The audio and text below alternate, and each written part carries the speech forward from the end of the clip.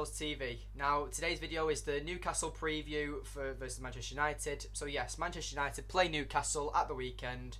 So let's just get right into the video. So obviously we've watched Ten Hag's press conference.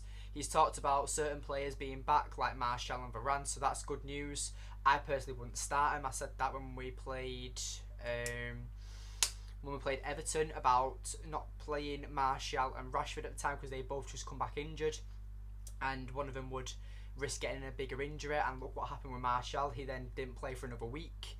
So as a whole, I'd honestly play the same team as last night against Ammonia. Apart from Fred, I'd start Eriksen. So yeah, we'll just, like I said, let's just get right into the video. So start off, what did we actually learn last night as well? Because I've just said we'll use pretty much the same team apart from Eriksen. So last night against Ammonia, I didn't make a match reaction because it was just too late. It was midnight. I made a little match vlog if you haven't seen that, so check that out as well. But yeah, it wasn't the best type of video, to be honest. Match. United stats were very good. We had 30 plus shots and about 13 shots on target, and we only won 1-0, and that was a 92nd minute goal from Scott McTominay. And it was an absolute embarrassment in my eyes. Like, you saw United control the game a lot. We played the high line, we played possession. We had about 75+% possession. So we saw Ten Hag football last night, but our players just couldn't capitalise on it. We couldn't score. Their goalkeeper had a world-class performance, and obviously he came out and said in his interview that he's a United fan. It's always been his dream to play at Old Trafford. So obviously, you know, he'll be on his top game. He would have had a mental talk with himself, saying that I'm going to perform at my best tonight.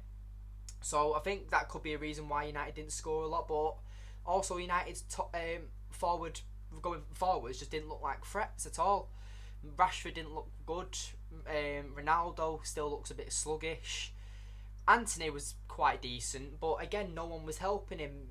It looked like the players were trying to expecting him to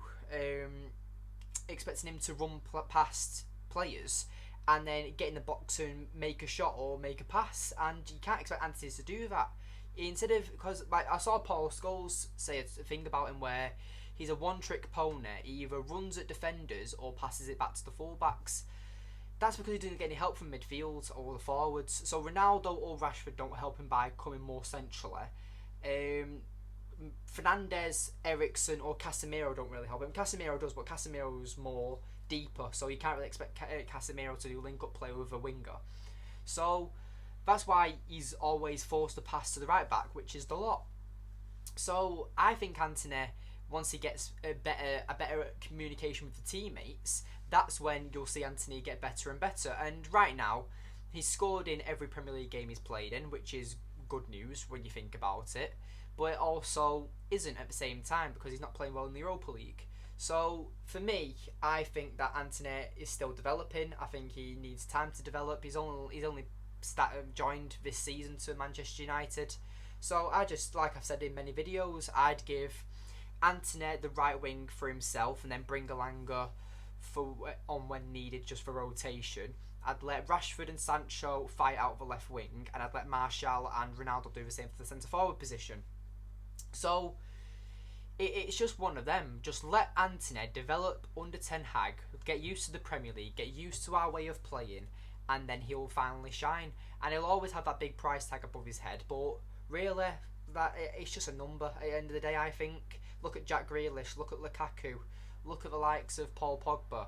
They got slaughtered in the media because of their high price tag, because they were expected of so much. But then they get compared to the likes of Mo Salah, who was bought for about 40 million from Liverpool from Roma, and he became that price tag of player. So just because you buy a player at that price tag, you can't expect him to shine like that straight away. I mean, you want to expect it, but at the same time, you can't expect it because you're literally expecting the levels of Lionel Messi, pretty much. So yeah, I'd give Anthony a chance and I'd let him still develop in the team. But yeah, we'll talk about Newcastle as well, because that's who we're facing. Newcastle are a great team at the moment. I still put them up there as a bogey team for United. Going against Newcastle is always a tough game for Man United.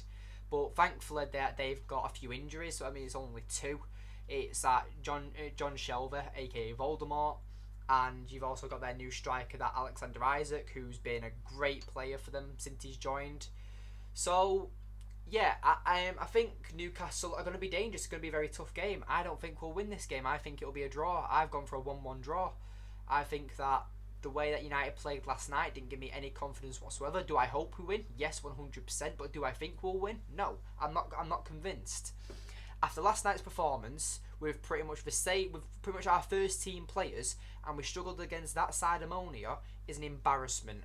And it's just not on in my eyes, and I think that United will struggle. And that was a game that was supposed to, in the public's eyes, be about 4-5-0 to United. It should be an easy game, but United made it hard for themselves, as always. United players need to simplify the game. That's what we need to do. And even though Scott McTominay scored the goal last night, he's banned on Sunday. Or it's Sunday we play? I think it is, isn't it? When we play Newcastle, I think it's Sunday. But Scott McTominay is banned because he's got too many yellow cards. And I was seeing last night that people were joking, people were being serious, that Scott McTominay is on the level of Roy Keane. Like, the only thing you can compare Scott McTominay to Roy Keane is the yellow cards. Like, there's no similarity in their play style whatsoever, apart from the aggression and the silly fouls they give away. So Scott McTominay, for me, is still an average player who's improving. And do I hope he becomes a good player? Absolutely. As I hope with any player. I don't care who becomes world class. I care who becomes good, as long as they work for Manchester United. That's all I want. I don't care if Bruno gets dropped. I don't care if Ronaldo gets dropped. As long as them players work for Man United, that is how United are going to succeed. And that's all going to be. That's all going to be. Like, that's all going to happen due to development and certain players you get in. So yeah, and I think certain players have marked themselves undroppable under Ten Hag, which worries me a little bit, because players who became undroppable in the likes of Ranić, the Ole era, it cost them jobs because they had favourites. And I honestly think you will see Bruno Fernandes in that number 10 position before Eriksen gets... So you'll see, before Bruno gets dropped, you will see him constantly in that number 10 role. So before Eriksen gets to try out that number 10, before Sancho gets to try out that number 10, and Bruno gets shifted to the number 8 role, you will always see Bruno playing that number 10 until he's dropped. And I don't know how long Ten Hag can afford to keep playing Bruno, because Bruno is bang average. He's not been playing well for the last 6 months. Since he's got that new contract, he's not played well. And even before then, you can debate that he didn't play well. 18 months ago, United fans were comparing Bruno Fernandes to Kevin De Bruyne. Where's that Bruno gone? It's a shambles. I don't know how a player could come to United and turn it and like revolutionise United the way he did, because we were missing a creative midfielder. He came in and hit the ground running. He became our favourite, majority of the fans' favourite player. And now he's dipped in form. He's lowered his standards. Like I've said, you've heard me mention many times on the channel, that the way he talks in a press conference, where he doesn't compare himself to other top players. You should want to compare yourself to top players because you want to be the best. If you are happy, like, accepting who you are and not improving yourself as a player, then you're never going to be a top player. That's the only way I can do it, and you will be pushed out of the team, in your national team, in your club team, wherever you go. You'll always be pushed out unless you're at a bang average team.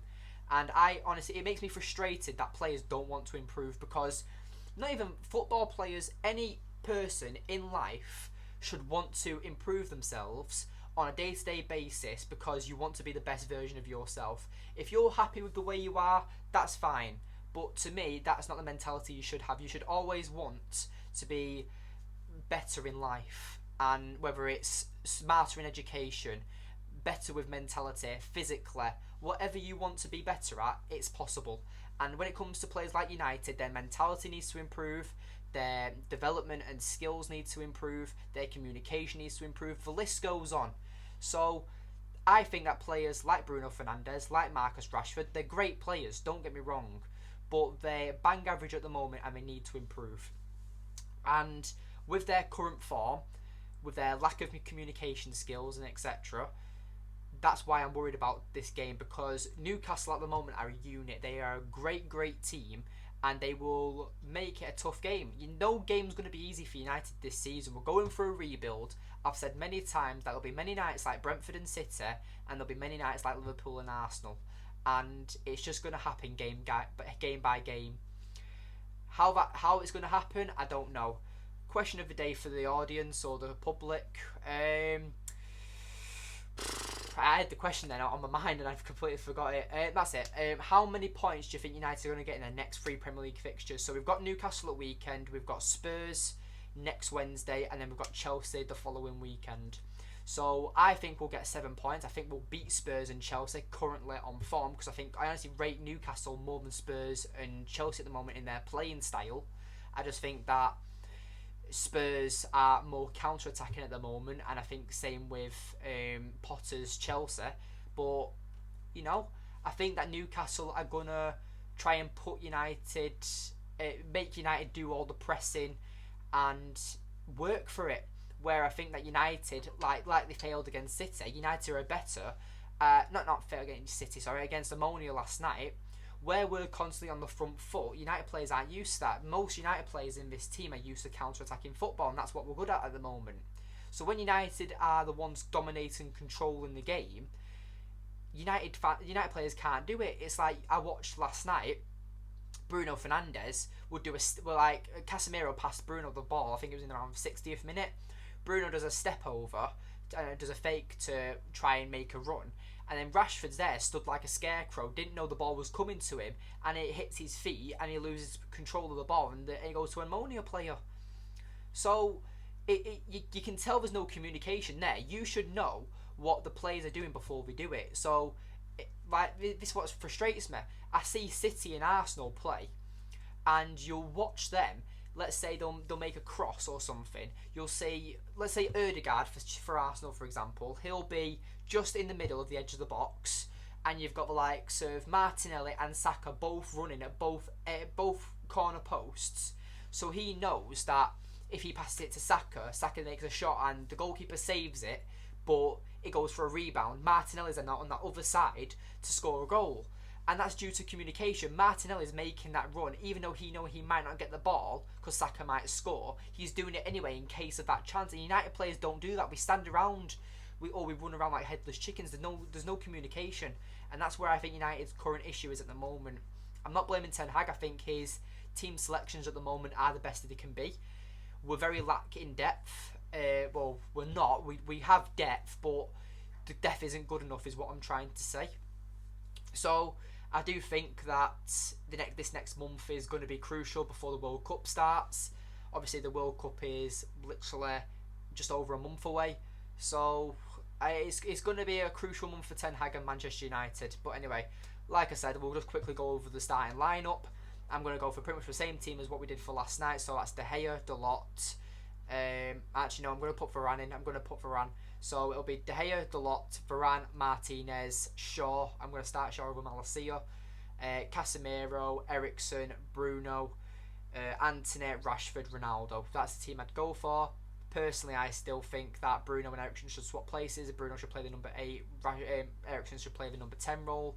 But that's just my opinion. But yeah, and I'm also going for a 1-1 draw for United. Well, not for United or Newcastle, it's a draw. So yeah, thank you for watching today's video. Please remember to like, subscribe, comment and share. We're on 48 subscribers now, as you can see by the screen, so we're getting up there. I really hope to have 50 subscribers for the channel by the end of the month. So please keep sharing the channel around. Please get the name Red Devils TV out there. And yeah, thank you for watching today's video, and I'll see you tomorrow. Goodbye.